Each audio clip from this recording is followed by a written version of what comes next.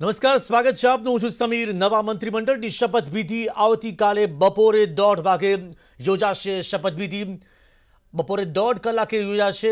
સીએમઓએ tweet કરીને માહિતી આપી કે આજની શપથવિધિનો કાર્યક્રમ મોકૂફ રાખવામાં આવ્યો છે. તો તરેતરેની ચર્ચા થઈ રહી છે કે જો આજે શપથવિધિ રાખવાનો કાર્યક્રમ હતો, રાજભવનની અંદર બોર્ડ છપાઈ ચૂક્યા હતા, પોસ્ટર્સ બની ચૂક્યા હતા, સ્ટેજ તૈયાર હતું અને તમામ શપથવિધિના કાર્યક્રમ અંગેની તૈયારીઓ પૂર્ણ કરી દેવામાં આવી હતી, તો પછી નવા મંત્રીમંડળની જાહેરાત કરવામાં કેમ ના આવી? શપથવિધિ આવતીકાલે શા માટે રાખવામાં આવી છે? એવું તો શું થયું કે છેલ્લી ઘડીએ આ નિર્ણય લેવો પડ્યો કે પછી શપથવિધિ મોકૂફ રાખવામાં આવી અને હવે આવતીકાલે બપોરે 1:30 કલાકે શપથવિધિ રાખવાનો નિર્ણય કરવામાં આવ્યો? તો સીએમઓએ ટ્વીટ કરીને માહિતી આપી છે. ચીફ મિનિસ્ટર ઓફિસે ટ્વીટ કરીને માહિતી આપી કે શપથવિધિનો કાર્યક્રમ મોકૂફ રાખવામાં આવ્યો છે અને હવે 15 તારીખને બદલે 16મી સપ્ટેમ્બર 2021ના રોજ બપોરે 1:30 કલાકે શપથવિધિનો કાર્યક્રમ રાખવામાં આવ્યો છે. તો છેલ્લી ઘડીએ શપથવિધિ કરવાના નિર્ણયની નો રિપીટ થિયરી લાગુ થવાની પક્ષમાં આશંકા છે અને તેને લઈને જે તરેતરની ચર્ચાઓ થઈ રહી છે. તો આજે વહેલી સવારથી જ ભૂપેન્દ્ર પટેલના નવા મંત્રીમંડળની શપથવિધિની અનેક અટકળો ચાલતી હતી.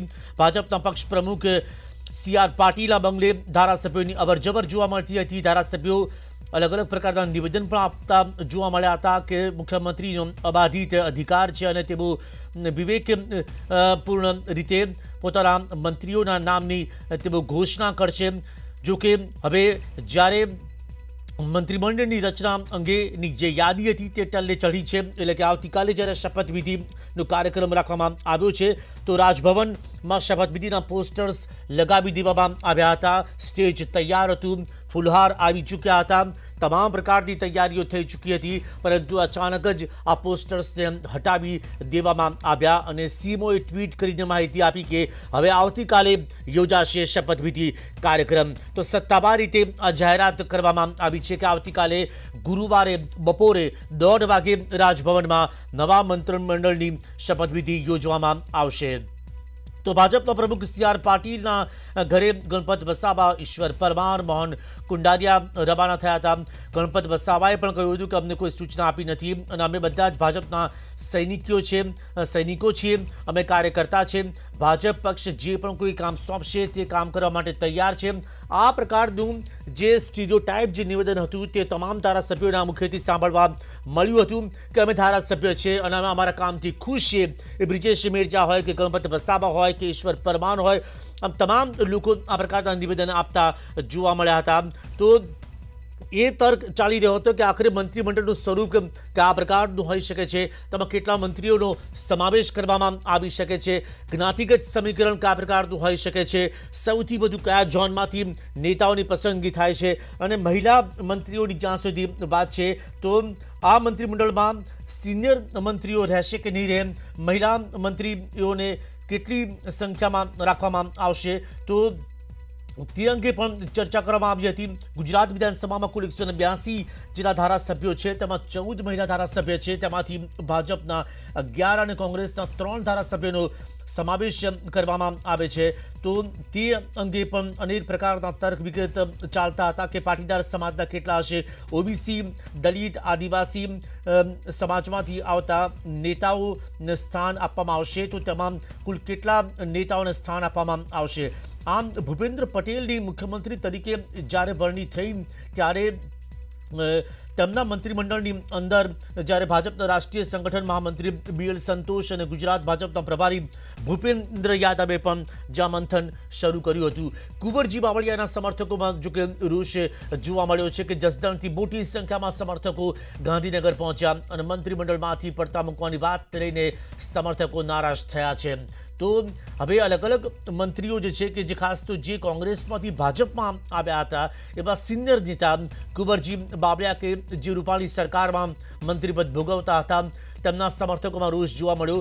હજુ તો નામની જાહેરાત નથી થઈ, માત્ર અટકળો ચાલી રહી છે કે કોનો સમાવેશ થઈ શકે છે, પરંતુ અત્યારથી જ જાણે કે તમને ગંધ આવી ગઈ, તમને કોઈક જગ્યાએથી એવા કોઈ સમાચાર પ્રાપ્ત થયા હોય તે રીતે કુંવરજી બાવળિયાના સમર્થકો એ મોટી સંખ્યામાં ગાંધીનગર પહોંચ્યા, તમને રોષ પ્રગટ કર્યો અને તમને એવી વાત જ્યારે મળી કે મંત્રીમંડળમાંથી તેમને પડતા મૂકવાના છે, તે પ્રકારના તેમને અગાઉથી એવા કોઈ સમાચાર પ્રાપ્ત થયા હોય તો તેમણે નારાજગી વ્યક્ત કરી છે. આ સમર્થકો નારાજ જોવા મળ્યા છે.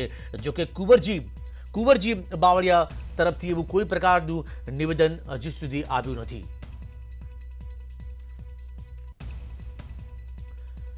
તો શપથવિધિ માટે તૈયાર કરાયેલા બેનર ફાડી નાખવામાં આવ્યા છે. રાજભવન ખાતે કાર્યક્રમની તૈયારીઓ કરવામાં આવી હતી. આ તૈયારીઓ પૂર્ણ થઈ ચૂકી હતી. તમામ તૈયારીઓ હતી, માત્ર નામની ઘોષણા કરવાની બાકી હતી. પરંતુ ધારાસભ્યો પણ પહોંચી ચૂક્યા હતા. તમને ગઈકાલથી જ એ ફોન આવી ચૂક્યો હતો કે જે ધારાસભ્યો છે તેમણે તાત્કાલિક ગાંધીનગર પહોંચ્યું અને શપથ સમારોહમાં હાજર રહેવાનું છે. પરંતુ આ તૈયારીઓ પૂર્ણ થયા બાદ શપથ સમારોહ મોકૂફ રહેતા બેનર તાત્કાલિક ધોરણે હટાવી દેવામાં આવ્યા હતા. મીડિયા કર્મીઓ આ જગ્યા પર પહોંચ્યા હતા કે જે જગ્યાએ સ્ટેજના ફોટોગ્રાફ્સ આવ્યા હતા, વિડીયોઝ આવ્યા હતા કે કેવા પ્રકારની તૈયારીઓ પૂર્ણ થઈ છે અને એ તૈયારીઓના ભાગરૂપે જે જગ્યાએ પોસ્ટર્સ, બેનર્સ લગાવવામાં આવ્યા હતા અને મીડિયાકર્મીઓ પહોંચતાની સાથે જ જેવા આ ફોટોગ્રાફ સામે આવ્યા કે 15મી સપ્ટેમ્બર 2019ના રોજ શપથવિધિ કાર્યક્રમના પોસ્ટર્સ બતાવ્યા અને જેવો આ શપથવિધિ કાર્યક્રમ મોકૂફ રાખવામાં આવ્યો કે જે કોન્ટ્રાક્ટરને આ કામ સોંપવામાં આવ્યું હતું પોસ્ટર્સ બનાવવાનું, તેના કર્મીઓ પહોંચ્યા અને તેમણે મીડિયાકર્મીની સામે જ આ પોસ્ટર્સ ફાડી નાખ્યા હતા. આમ અનેક એવા પોસ્ટર્સ બનાવવામાં આવ્યા હતા, બેનર્સ બનાવવામાં આવ્યા હતા, જેને અલગ અલગ જગ્યાએ મૂકવામાં આવ્યા હતા. તેને ફાડી નાખતા દ્રશ્યો કેમેરામાં કેદ થયા. તો ગાંધીનગરમાં નવા મંત્રીમંડળની શપથવિધિ મોકૂફ, સિનિયર્સના પત્તા કપાવવાના સમાચારે ભાજપમાં ભડકો થયો છે. મંત્રી નિવાસમાં સમર્થકોનો જમાવડો શરૂ થયો અને સમર્થકોના જમાવડાને પગલે મીડિયાના પ્રવેશ પર પાબંદી લાદી દેવામાં આવી છે.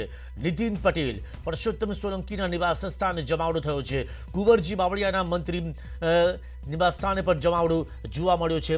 આમ હવે એ જોવા મળશે દ્રશ્યો કે જે તે મંત્રીઓના કે નેતાઓના સમર્થકો આવશે, પોતે શક્તિ પ્રદર્શન કરશે અને તેમના મંત્રીનું, તેમના નેતાનું, તેમના પ્રતિનિધિનું કેટલું વર્ચસ્વ છે તેમના વિસ્તારની અંદર, તેઓ આ મંત્રીમંડળના પ્રમુખ દાવેદાર છે, તે પ્રકારના દ્રશ્યો હવે પછી જે જોવા મળશે અને તેની શરૂઆત થઈ ચૂકી છે. અંદર ગણગણાટ શરૂ થઈ ચૂક્યો છે, કારણ કે અંદર જે કયાસ લગાવવામાં આવી રહ્યા છે કે કોને મંત્રીમંડળમાં એન્ટ્રી મળશે, કોની એક્ઝિટ થશે, કયા સિનિયર નેતાનું પત્તું કપાશે, તે માત્ર અટકળો ચાલી રહી છે. પરંતુ જ્યાં સુધી વાત છે એ મંત્રીઓની કે જેમના પત્તા કપાવવાની સંભાવના જે વ્યક્ત કરવામાં આવી હતી, તે નામ જ્યારે સામે આવ્યા હતા ત્યારે લોકોમાં રોષ પ્રગટ થયો હતો, કારણ કે એ તર્ક વિતર્ક એ અંદરો અંદર ચાલતા હતા.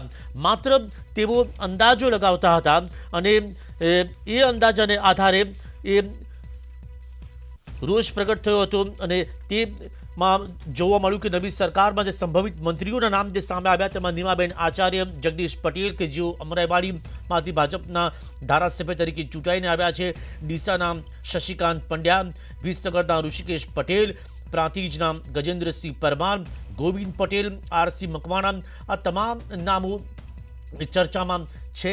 તો સૌરાષ્ટ્ર માટે રાહતના સમાચાર એ છે કે સૌરાષ્ટ્રમાંથી પણ કેટલાક નેતાઓનું નામ જે સામે આવશે તેવી વાત હતી. ખાસ તો જીતુ વાઘાણી જે ભાવનગરથી ધારાસભ્ય તરીકે ચૂંટાયા છે, ગુજરાત પ્રદેશ ભાજપના પ્રમુખ પણ તેઓ રહી ચૂક્યા છે. 2016થી જુલાઈ 2020 સુધી તેઓ પ્રદેશ ભાજપ પ્રમુખ રહ્યા હતા અને 2012થી ભાવનગર પશ્ચિમ વિધાનસભા બેઠકના તેઓ ધારાસભ્ય રહી ચૂક્યા છે અને 28મી જુલાઈ 1970માં જીતુ વાઘાણીનો જે જન્મ થયો હતો અને ત્યારથી લઈને તેઓ વિવિધ પદ પર, હોદ્દા પર તેઓ ચૂંટાતા આવ્યા હતા. ગુજરાત ભાજપ યુવા મોરચાના તેઓ પ્રમુખ પણ રહી ચૂક્યા છે 2003થી 2009 સુધી અને ભાજપના તેઓ મંત્રી પણ રહી ચૂક્યા છે 2009થી 2012 સુધી. કાંતિ બલરનું પણ નામ સામે આવ્યું છે, જગદીશ પંચાલનું પણ નામ સામે આવ્યું છે કે જેઓ 2016થી 2021 સુધી અમદાવાદ શહેર ભાજપના પ્રમુખ રહ્યા હતા.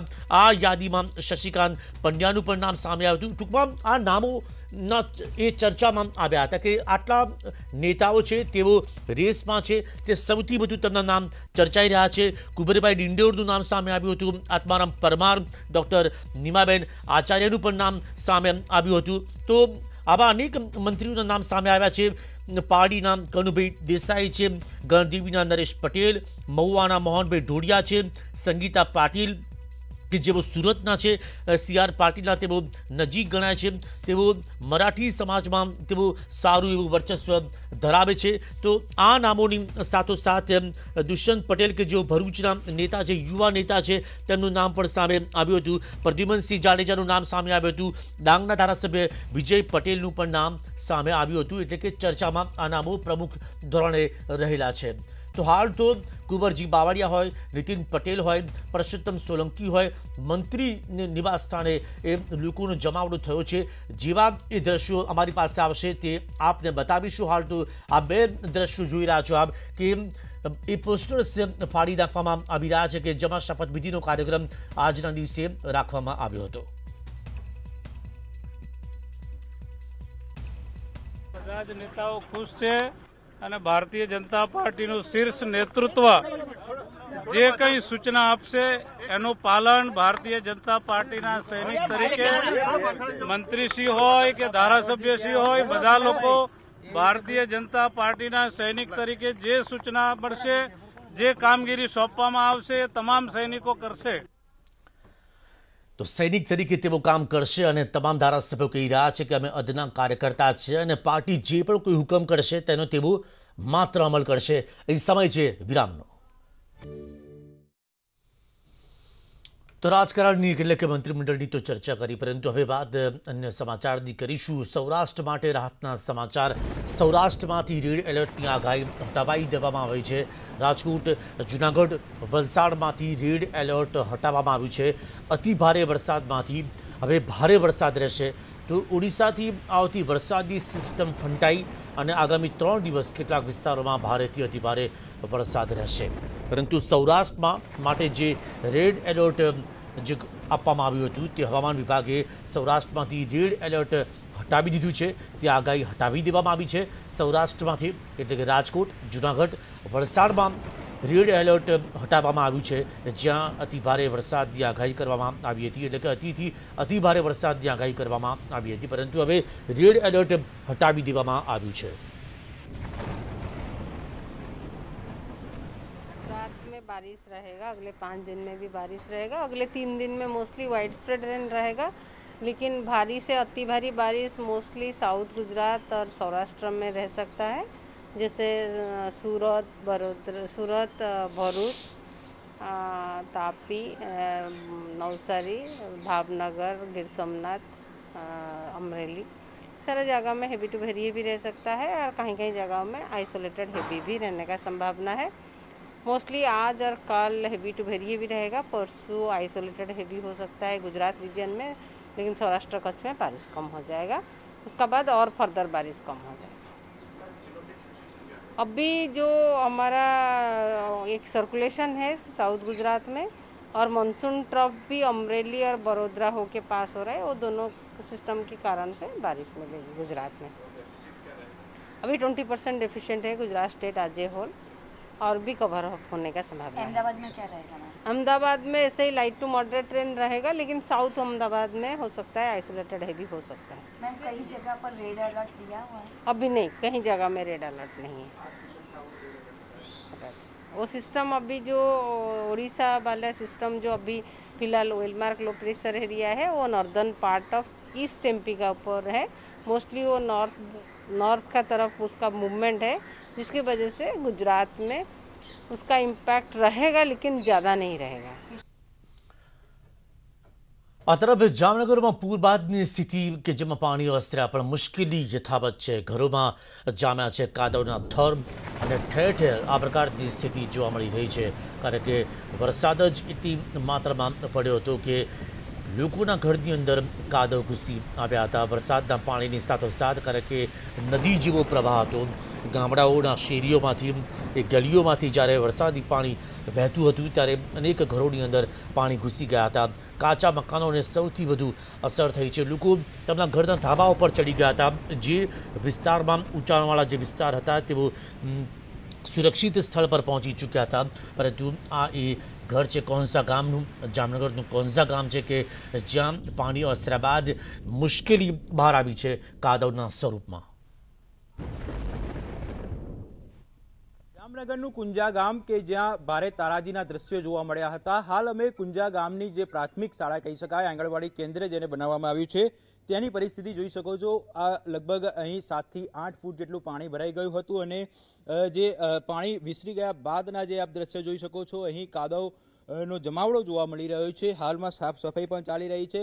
બીજી તરફ જે આંગણવાડી કેન્દ્ર છે તેની અંદરના હું આપને દ્રશ્ય બતાવવા માંગીશ કે જે પણ બાળકોને રમવા માટેના રમકડા હતા, સાહિત્ય હતું, આ સાહિત્યની શું હાલત છે તે પણ આપ દ્રશ્યની અંદર સ્પષ્ટપણે જોઈ શકાય છે।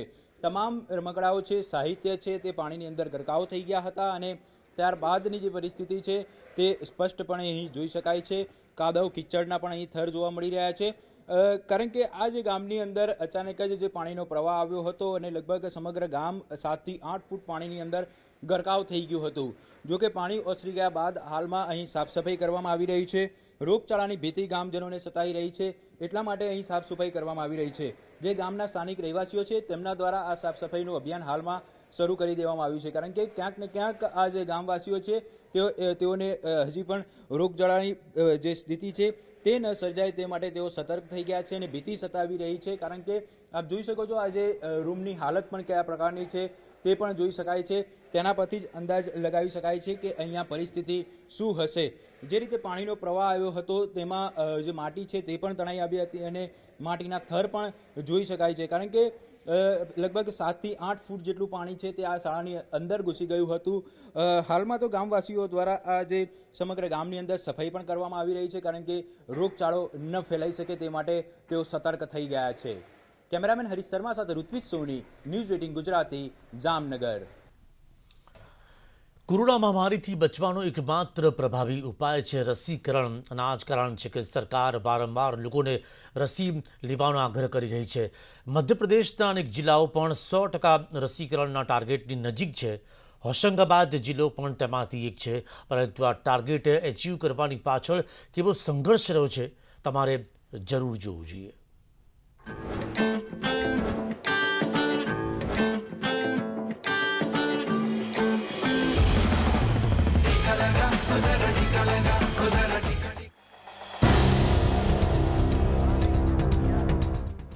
मध्य प्रदेश में सरकार और स्वास्थ्य विभाग की टीम कोरोना महामारी के खतरे को देखते हुए कितनी सजग है ये समझना हो तो होशंगाबाद से आई ये तस्वीरें देख लीजिए। अपने कंधों पर टीके का डोज लेकर नदी पार कर रही ये टीम होशंगाबाद जिला मुख्यालय से टीकाकरण के लिए निकली स्वास्थ्य विभाग की टीम है जो इस वक्त अपनी जान पर खेलकर उफान पर बह रही दूधी नदी पार कर जिले के आखिरी छोर पर बसे डोलनी गांव के लोगों को टीके का पहला डोज देने जा रही है। दरअसल मध्य प्रदेश सरकार सूबे में जल्द से जल्द 100% वैक्सीनेशन का लक्ष्य हासिल करने को लेकर प्रयत्नशील है, लेकिन प्रदेश के कई जिलों में आई बाढ़ स्वास्थ्य विभाग के लिए एक बड़ी समस्या बनी हुई है। होशंगाबाद जिले के अंतर्गत आने वाले कई गांव तक पहुंचना भी इन दिनों बेहद मुश्किल भरा काम है, लेकिन जिला प्रशासन और स्वास्थ्य विभाग की टीम तमाम चुनौतियों को पार कर 100% टीकाकरण के लक्ष्य को हासिल करने के लिए दिन रात एक किए हुए है। इसी कड़ी में स्वास्थ्य विभाग की टीम पिपरिया और बनखेड़ी तक पहुंची और नदियों को पार कर सैकड़ों लोगों को टीके का पहला डोज लगाया। ऐसा ही एक गांव नादिया था जहां पर कि कल हमारी वैक्सीनेशन की टीम पहुंची है और उन्होंने लोगों का प्रथम बार वहां पर वैक्सीनेशन किया है। इसके साथ ही साथ दूधी नदी पार करके भी हमारी टीमें गई हैं और उन्होंने गांव में वैक्सीनेशन किया है। होशंगाबाद की वैक्सीनेशन टीम के लिए छिंदवाड़ा से सटे बॉर्डर तक पहुंचना आसान नहीं था, लेकिन टीम ने हार नहीं मानी। कई किलोमीटर तक पैदल चलने के बाद टीम ने दो उफनती नदियों को भी पार किया। जाहिर है जिला प्रशासन भी अपनी टीम पर गौरवान्वित महसूस कर रहा है। उम्मीद है त्याग और समर्पण की ये तस्वीरें मिसाल कायम करेगी और देश 100% वैक्सीनेशन के लक्ष्य को हासिल करने में कामयाब होगा। होशंगाबाद से शैलेंद्र कौरव, न्यूज़ 18 नेटवर्क।